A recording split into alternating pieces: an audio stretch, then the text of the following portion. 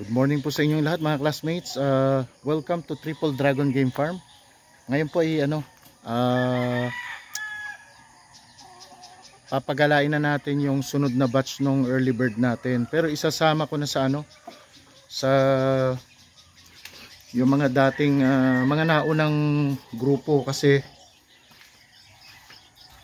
ang problema ko dito, medyo kulang tayo sa range talaga. So ito yung nauna. Ito yung naunang mga nailagay natin. Pero isasama ko na yung mas maliliit dito. So ayan. Ayan yung mga nauna. Ito yung mga 28 pieces pa lang. Itong range, ang kasya po dito ay mga 100. So ang gagawin ko, isasama ko na itong kakaunti rito. Ito, itong mga nandito. Ayan o. Itong mga to, isasama ko na doon, para magkakasama ng isang batch. Pero meron pa akong early bird na mas bata na lalabas, ay November born. Siguro ano po yun, mababandingan pati na ng local yon kung hindi basta maglalaglag. Ayun, may nakawa. So ayun, tawagin natin yung tol, pakawalan muna natin yung yung mga sisiw saglit dito, japet. Lang natin, hagis lang natin. So ayan yung mga bantay namin dito, mga Doberman.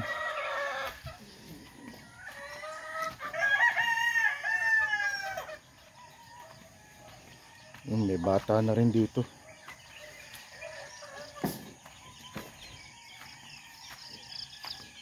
Ito yung payak na manuka namin, maliit lang. Hindi naman tayo pang big time pero ang mga manok natin pwede naman ilaban sa big time yan. So yun, pakawalan na lang natin dyan.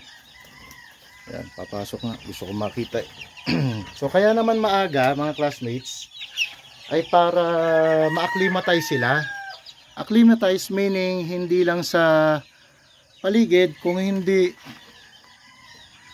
lang sa lamig, kung hindi doon sa paligid, meron silang maghapon kahit papano para masanay doon sa lugar nila at makapwesto sila mamayang gabi. Kasi dito po sa lugar namin sa Batangas ay napakalamig po rito ngayon, lalo't pag-amihan. Yan, papakita ko lang yung kabuuan ng range natin. Ito yung kabuuan ng range natin. Medyo madulas. May tungtungan doon pero hindi pa yung pumupunta ron, Although may mga bumababa na ron para manginain, tumuka ng mga organic matters, mga malilit na insekto. Yan, kaya po dyan hanggang 100. So medyo sobrang steep nitong range area ko dito. Tapos dito paimbudo siya. Ayan, makitid na siya. So kaya po ganyan yan. Pagka kami po yung nagbakuna o namili ng sisiw na kailangan alisin, ay dito po lahat pupunta. At mas madali pong ipunin, mas madali silang i-round up. Yon. Ayan, marami pa ba? Ayan, so yun, may malaki, may maliit. Basta't ang importante po, maluwag ang inyong range area. Yung mga ganito po kasing practice, hindi naman to pinapractice sa ibang farm na kasi nga dapat magkakasing edad. Pero in this case, ito kasing malalaki na to, ito yung mga naunang ginamit nating trial sa incubator natin. Kasi kailangan may live trial ka Hindi po pwedeng hindi masubukan ng actual yung incubator, dahil pagka breeding season na, katulad nung nangyari sa atin nung nakaraan nagka loko-loko yung ating breeding at nawalan tayo ng sisiw. So yan ang nangyari. Kaya yan, so ma-acclimatize sila. At ito namang mga malalaki, kung bubugbugin naman sila, more likely po temporary lang, no? Yan ay dire-diretso ng ano, masasanay ng kasama yung mga yan. Okay, pero kung kayo naman ay may budget naman, wag nyong gawin ito. Siyempre gusto natin, pag nakita natin magkakasing laki. In the future, malalaman nyo rin naman po kung anong kalalabasan nito. Tsaka ano yung updates nito, kung lumaki ba to ng maayos o ano na naging itsura. May papakita namin sa inyo dito sa ating YouTube channel. Then ano pa bang mga concerns pag ganito? Yung vaccination program. Yung initial na vaccination program po nito mga classmates, meron na po. So eto, ang initial na bakuna po nito may 5 clone 30. Tapos meron tong mild na IBD which is yung D78. Then maaga kong binakunahan itong maliliit ng Fowlpox. So isinabay ko dito sa mga malalaki. Kasi ito 28 heads. So basically meron tong NCD, IB, IBD at Fowlpox. Itong mga grupo na ito. Then yung mga kasunod na live vaccination ito, sabay-sabay na po sila, lahat ng live. And at the age of 4 months, killed vaccine na po ang ibibigay namin sa mga ito. So ano tong vitamins ito? Ang vitamins po na nakalagay dyan ay BioLive. Japet, patingin nga ng bote ng BioLive natin dyan. Yung bote, yung lalagyan ng BioLive, paabot nga saglit para makita lang ng mga classmates natin. So ito yung BioLive, ito yung laman yan.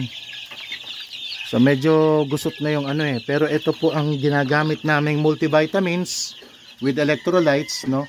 Ito po yung sarili natin formulation to, pinagawa natin. Pero ina-out natin sa market, no, nasa Shopee na po ito ngayon. So ang mga laman nito, vitamin A, D, E, may vitamin B complex, calcium, yung basic na pang maintenance para po sa mga nagtitipid. Ito po ginagamit namin talaga dyan. Yan. So hindi lagi naka-antibiotic, meron kaming mga vitamins na binibigay. Ito, yan, medyo madumi na yung lalagyan. Okay? Japet, ito yung pasuyo. Yan. So yun, ito ay mga, wala pang, may nalagas na ba dito, Japet, sa mga maliliit? Wala pa.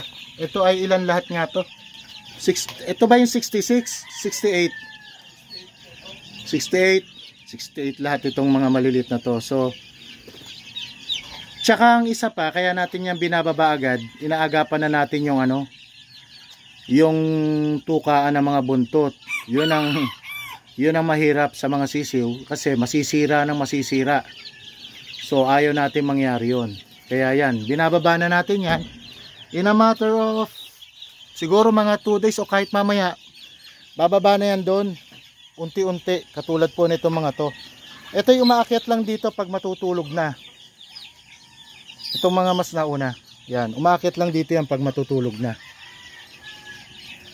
So yun mga ating mga classmates, yan po ang ganap dito ngayong araw na ito tungkol sa ranging namin ng mga sisiw. At ito'y isang remedyo po lamang ito, hindi po ito dapat yung practice na pagsamahin yung medyo malaki sa maliit. Ito'y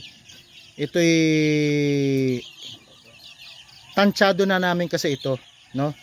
Base po sa ating experience at sa ibang gawain. So talaga nire-reveal namin dito yung mga mga gawain namin dito para kung lumaki itong mga to, malaman nyo alin yung bata, alin yung magulang, alam din po namin dito.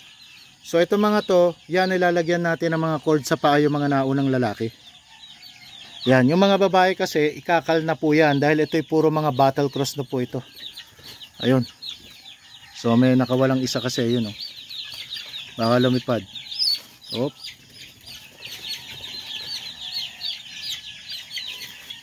So ayun mga classmates, I hope na entertain namin kayo ngayong araw na ito. Hanggang sa muli po nating pagkikita at try nyo yung namin, vitamins namin na BioLive. Napakamura lang, 550 lang per kilo po yun. Yung isang bote. Delivered po yun. Ayan. So yung mga classmates, God bless po sa inyong lahat.